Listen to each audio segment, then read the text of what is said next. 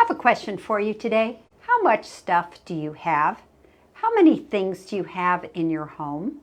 Well, this is a really important question because if you experience a natural disaster, whether it's an earthquake or we think about this in the foothills, fire, how are you going to get those items replaced? So today's show is how to access your belongings that you have and to be able to put them in a state of a type of an inventory in order for you to work with your insurance company.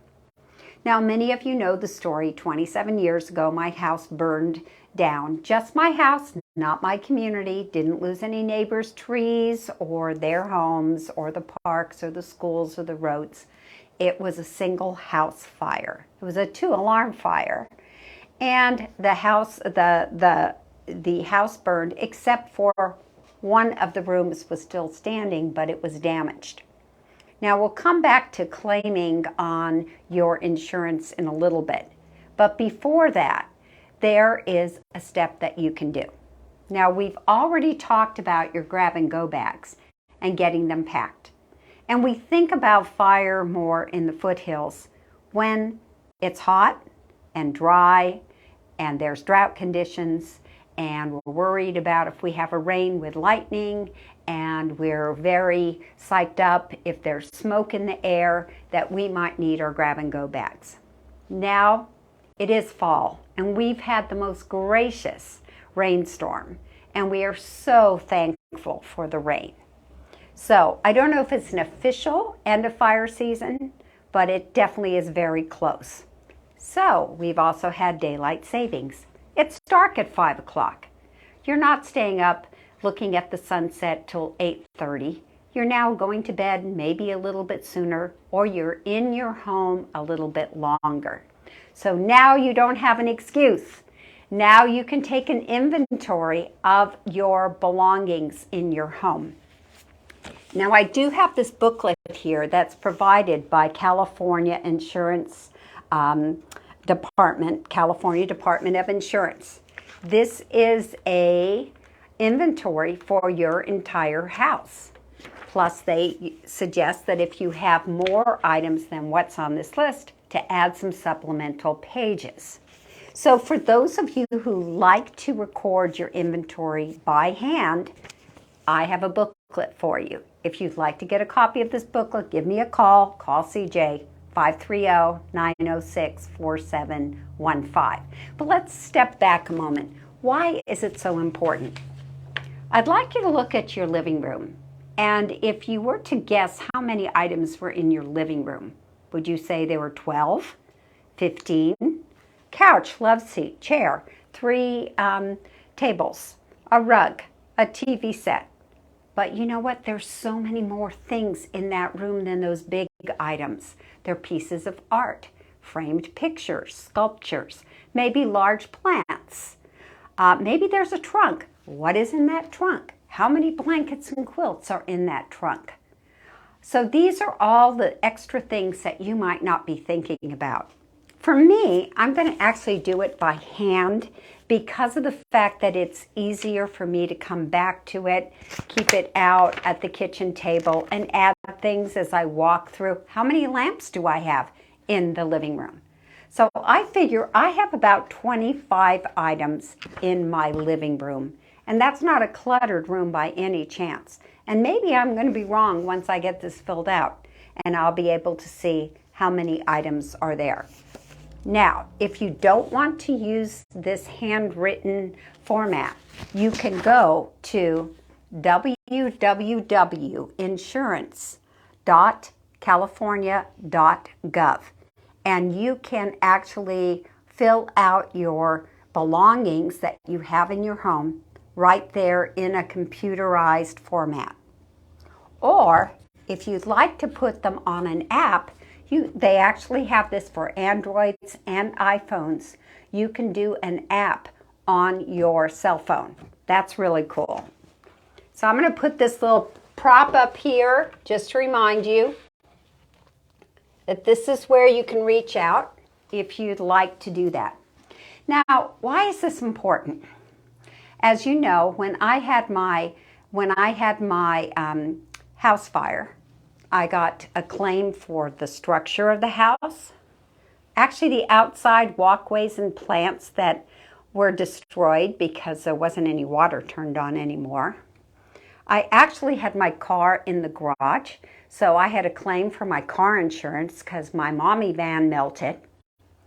And then you have your contents. That's the inventory we're talking about, your contents, your stuff that you have in your house. Now, there's another way besides recording it by hand is for you to videotape it, and you can put it on a flash drive.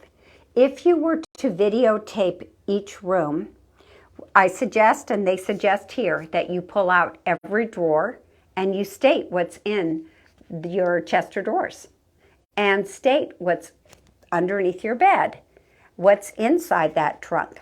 Now, the best way to do it is for a friend to be doing the filming as you do the narrating of what's in each drawer and hidden location. And try it on just one room. Maybe your bedroom would be the easiest one to do. That's usually a good suggestion to start off with your master bedroom. Even if you have different seasonal clothing, I've just put my shorts and my sandals away and my sleeveless blouses away. And they're up in my closet. So I would pull them out and say, I have 12 short sleeve shirts. I have 4 pairs of summer sandals. And I would videotape that. So that's another way for you to make an inventory. Now, one of the things they'll ask is if you have receipts for when you purchase those items. So that's going to be probably the hardest one for people, and also what the purchase price is. Because keep in mind, you have an insurance claim for how much stuff you have in your house. Do you have $100,000 worth of items in your house? I would bet you have much more than that. If you're only insured for $100,000 for the stuff you have in your house, your personal items, you are underinsured. Bob and I were insured 27 years ago for $125,000. Now, if you came up with $125,000 worth of materials here, your camping equipment, your snorkel equipment, your holiday decorations, the lights, your Easter decorations, maybe your Halloween costumes, maybe that little plastic pumpkin that you pull out every year. Anyway, if you are coming up to $125,000 worth and you're insured for $125 worth, what's going to happen is this word, which most people don't think about, is depreciation. Your items are going to be depreciated by the age that they are by the insurance company. So that's why it's so important, one, to review your insurance policy. And I would suggest that you do your inventory first and you see just how much stuff you have. Now, you may say some of that stuff isn't important to me anymore, but just think about this. If you're going to be rebuilding your structure and you have credit for all that you have paid fairly for in your insurance, you can take some of that money and improve your house when you rebuild. That's exactly what Bob and I did. We didn't replace our snorkel equipment, our camping equipment. We didn't have any sleeping bags.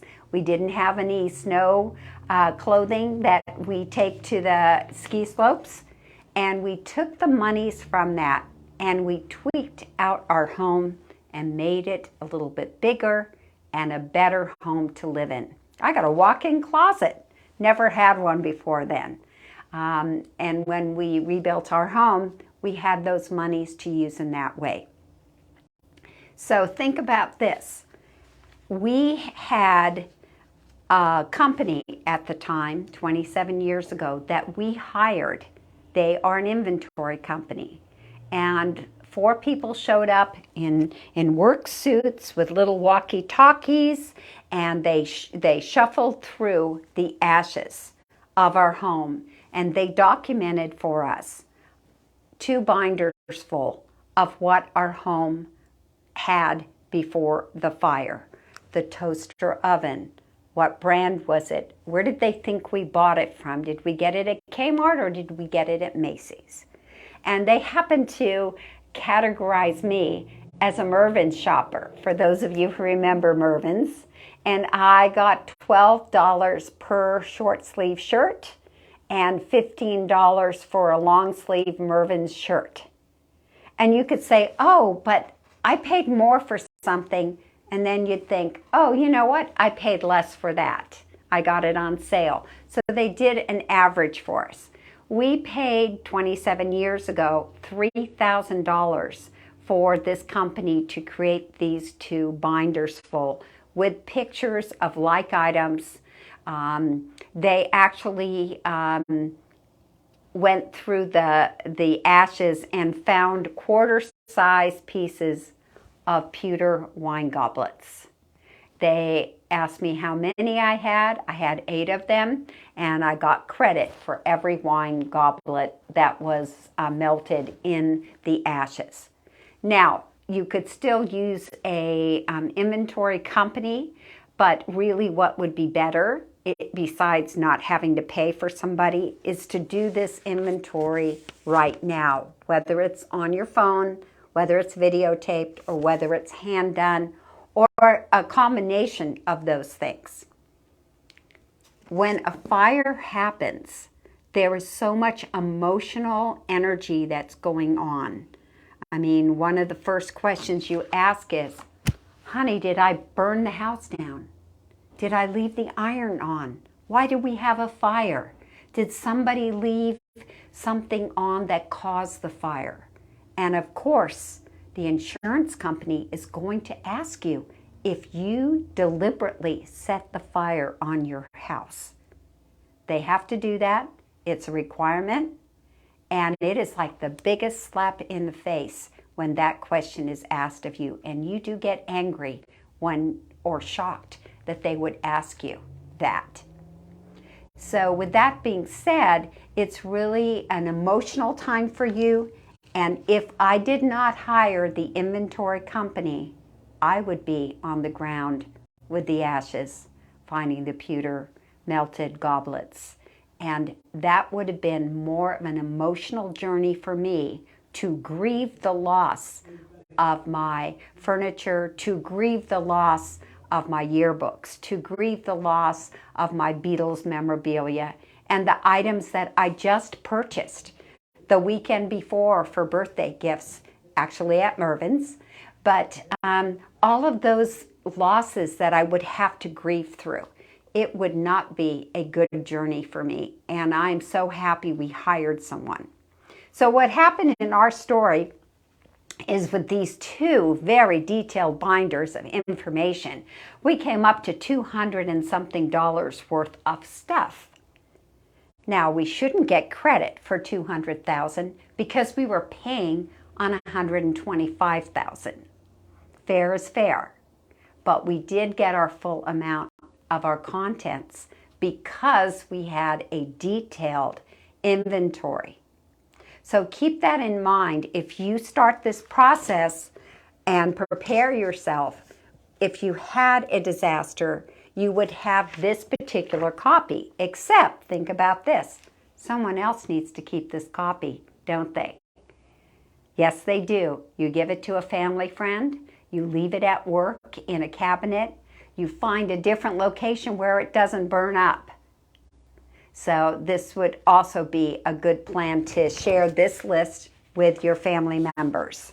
Now, another thing is that your insurance policy and other important papers, you should have duplicates of that, or you should have them in a safe. In fact, the safe that we have in our house today is the same safe from 27 years ago. It might be 30, 35 years old, Well, why would we still have it if we had a fire? Because it's a fire safety safe. It kept in that safe all of our insurance papers, our important documents, birth certificates, all of those things. We had them in that safe. We also had some extra cash, which which a lot of people put in for an emergency. And these are the little tiny things that take one less duty or responsibility or difficulty for you to handle when you're walking around the pharmacy buying a toothbrush and toothpaste and buying a package of underwear because you don't have any. So it's one less thing to worry about. We actually have a pulley, a briefcase, that if we were to evacuate our home, we would take everything from our safe. It would fit right in this pulley briefcase, zip it up, pull it down the stairs, and we could have all of our fire safety items that if we had that opportunity to take them with us. That's another thing. And interesting enough, every piece that's in your home needs to get credit for it, even if you're not valuing it. It's still part of building up that amount that is really due to you for your inventory. Now, the inventory is a responsibility that's yours and only yours. And it's fall, as I said. We're inside for the winter. When it's rainy next time, start walking around your house with your cell phone. Have a friend help you out, or get yourself one of these home inventory guides from the state of California and review, after you fill this out, review your contents insurance that you have. Open up your policy. Many people don't know what their policy is for. Well, I'll get my house replaced. That could be the case. Remember that your house gets replaced when somebody comes from the insurance company and looks at the damage, looks at your square footage, looks at the community that you live in, and say, what is the average price per square foot in San Jose, California, or Saratoga, California, or in Fresno, California? And they'll run that formula by you. And that is how they decide how much money you would get for the replacement of your property in that way. Now, the other thing you should check in your insurance is what other features do you have in your insurance policy? Do you have rental opportunities? For example, if your house burns down, does your insurance guarantee you a place to live that is comparable to the same type of property that got destroyed? Do you have that as part of your insurance? Will that cover the rent for another place for you to live until your home is replaced?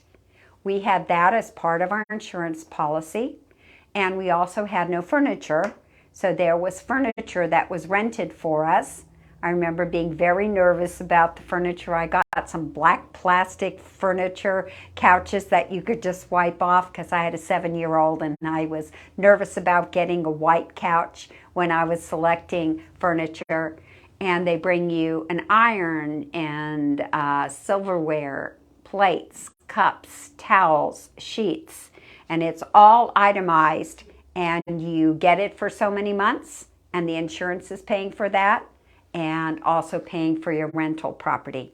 So see if that is part of your insurance agreement also. Insurance is important to all of us, and most of us are underinsured for what we really own. So do your due diligence and contribute to your family by taking the initiative to evaluating your inventory that you have in your home.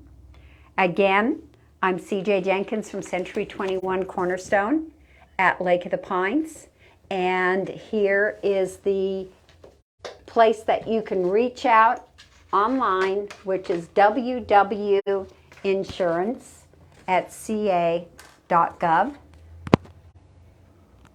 And if you'd like to get a paper copy of this particular handout for a home inventory guide, please give me a call at 530-906-4715. Thank you for joining us today. Bye-bye.